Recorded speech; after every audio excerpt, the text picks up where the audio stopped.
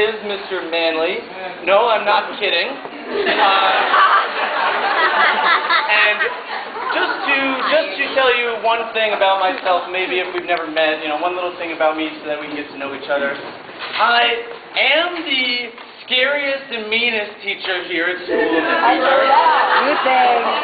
I'm not really sure why there would be laughter after I just said that. Usually people don't laugh after you say something that's true. But the students in my classroom do usually tend to live in fear of when my next fit of rage will explode on one of them, and when the legendary Manley Fists of Fury will be unleashed on some innocent students. Again, I'm not really sure why the scattered laughter after that. I got my job here at SOF about 3 months ago after I got into a street fight with Mr. Fanning.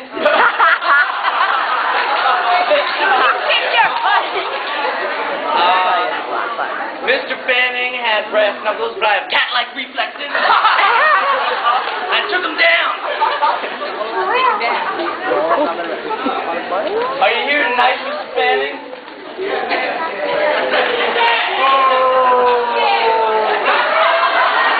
You can't hide forever, Johnny boy.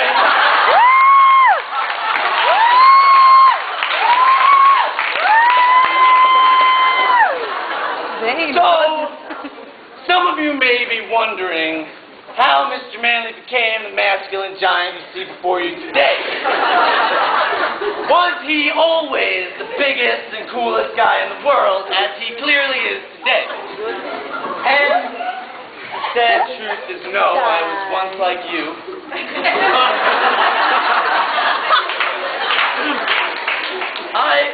I was not always known as Tim Testosterone Manley.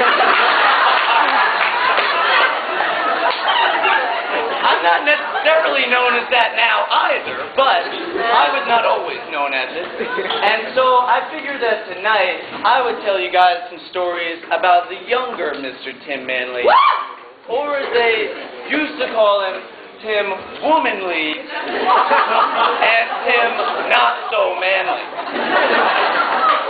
So, we'll start when he was a baby, or a little older than a baby, in elementary school. Do you guys remember in elementary school, like, a girl would tell a guy that she liked him by being really mean to him and beating him up? So let's just say that at my elementary school, all the girls loved me. And I remember one girl who used to beat me up with a high frequency. I used to call her the Beast. She was 6 feet tall. This was 3rd grade. She was like 6 feet tall, 900 pounds. She had a giant green tail like a T-Rex and a mustache like Burt Reynolds. So as you can see, the Beast really used to strike fear into my heart and urine into my pants. I never really understood this when I was young, that a girl would be mean to a guy to show that she likes him. Like the Beast one time, at recess, she kicked the soccer ball into my groin. Not kidding. And then after recess, my best friend came up to me and he said, "So, I heard you and the Beast are going out now." And I was like, "Going out? The only place I'm going is to the doctor to see if I got a hernia." But years did go on, and the rules of dating changed. I didn't necessarily catch up with those changes, but one example of that might be 11th grade chemistry. Kelly D'Amato invites young Mr. Manley back to her house to study for the chemistry region.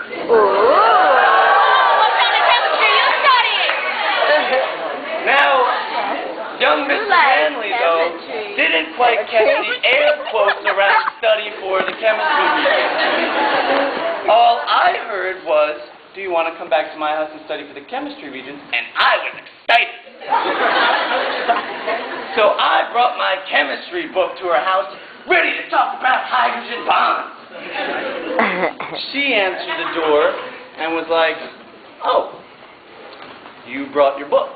And I was like, yeah, how else do you think I'm going to ace this thing? That scented candle and Barry White CD you're carrying?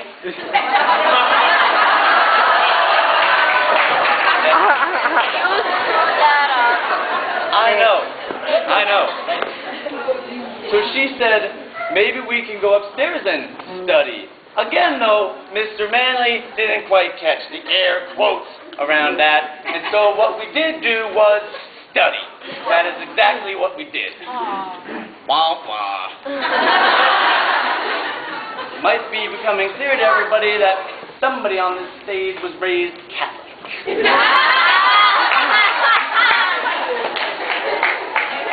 But I tried to learn quickly from this. I learned to look for the air quotes. I was looking for the air quotes everywhere. Go to the movie store, and the woman behind the counter is like, okay, sir, here's your video. It's due back on Wednesday. And I'm like, well, Wednesday? Sounds like you and I have got a date then.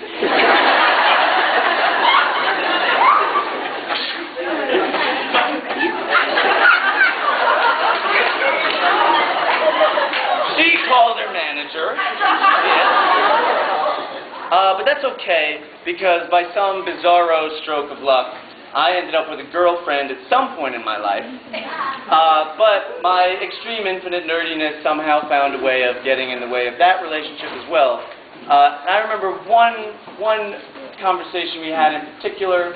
It was about what we would name our children when we were older, which is not supposed to be funny. It's not supposed to be one of the parts of the act that gets a laugh. That would be the part where you guys are actually laughing at me, not at a joke that I made about myself. We really did talk about what I wanted to name my kids. And she said that she would not let me name our kids. And she said, you would probably name them after something nerdy, like a Star Wars character. To which I said, no. Because the cats will already be named after Star Wars characters.